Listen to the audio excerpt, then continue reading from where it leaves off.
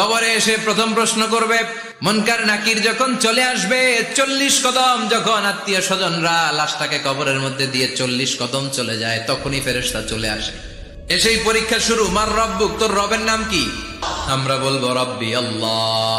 দ্বিতীয় প্রশ্ন, ওমা দীনুক, তোমার ধর্মের নাম কি? আমরা কি বলবো?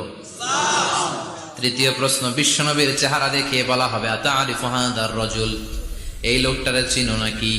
আমরা বলবো চিনি, আমাদের প্রাণের নবী। সব প্রশ্নের উত্তর তুমি পেরেছো। ফায়ুফসাহু লাহু কবরুহু 70 যিরান, আপনার কবরটারে 70 হাত লম্বা করে দেয়া হবে।